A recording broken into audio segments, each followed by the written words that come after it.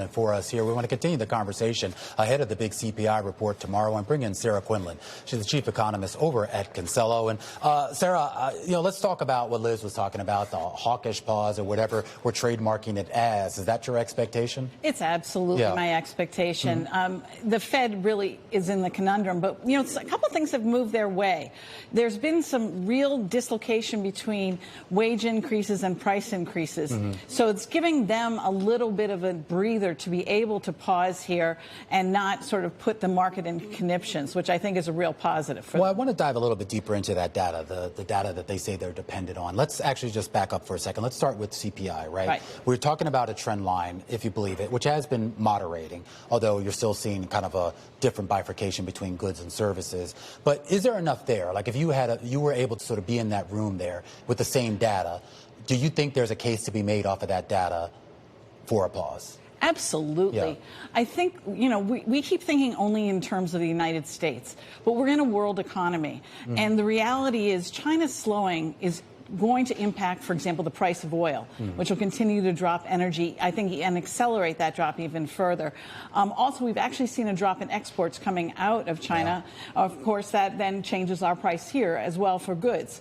So I think that the acceleration of the deceleration of inflation is here to stay.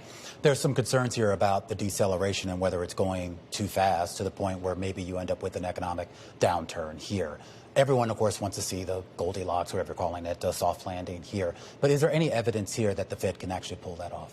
I actually think they can, because the reality is the uniqueness of the United States economy is that we're an entrepreneurial economy. When you look at how many businesses were started during the pandemic, that sort of has continued on. And they took the availability of credit at that point to build those businesses. That is keeping employment going. And remember, when you looked at the JOLTS data, it actually rose last month. So we still have this ongoing demand for labor, which as long as you have a job, you're going to spend 70% of the consumer and GDP is what leads into a positive growth of the U.S. economy. Well, maybe that circles back to what you were talking about at the start about wages. And I know there's been a bit of a debate here as to just what contribution wage growth made to inflation. And I know that the Fed itself, at least the San Francisco Fed, researchers there have kind of said maybe it wasn't quite as dramatic as we thought. Exactly. You buy into that? I absolutely do. And I think this is we sort of took the fact, there's nobody available, there's a help wanted sign everywhere, and took that to immediately one-to-one. And I don't think that's actually the case. And I think that businesses are much more flexible of actually, you think about just-in-time manufacturing. I think we have just-in-time pricing, too.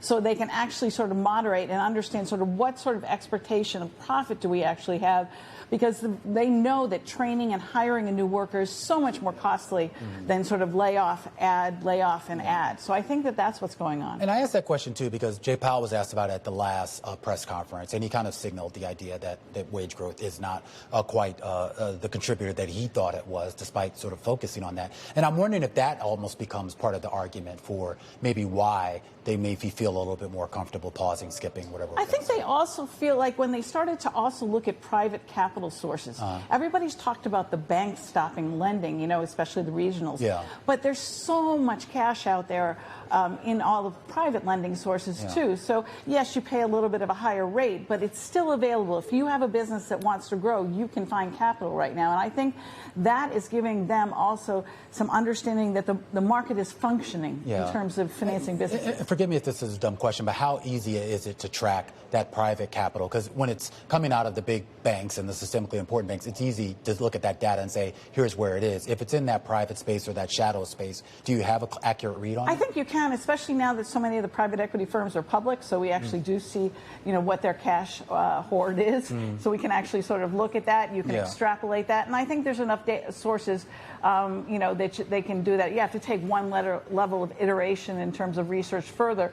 But I do think that what they're seeing is they're seeing a function of businesses being able to get the capital to grow, so they're not as worried about that credit crunch that a lot of people had predicted. Does the survey data that we've been getting, does that matter to you, or does it matter in a material way, I should say? Well, I'm never a fan of surveys. I mean, you can catch me on a bad day, I might give you some pretty negative answers, right? So I think if you look at the consumer is still spending. So you look at consumer expectations, they're horrible, right? And they've just gone off a cliff. cliff. So, but every day they still continue to go out and spend. And I think if you look at the results that we got on many of the companies in terms of their second quarter results, they were quite positive. So I still think that while we have a bit of slowing, we're not having the growth we had last year. Yeah. But I think people have adjusted, and we still see those positive there. Look, I'm not Pollyanna. I'm usually quite negative, and I do see a lot of worry in the rest of the world. Yeah. But in terms of what's going on in the U.S. economy, it's a different story. All right, so that circles us back to the Fed decision. And I just want to kind of put a fine point on this. We're talking about 15 months or so since this rate hiking cycle has gone on. 10 hikes, unanimous decisions here.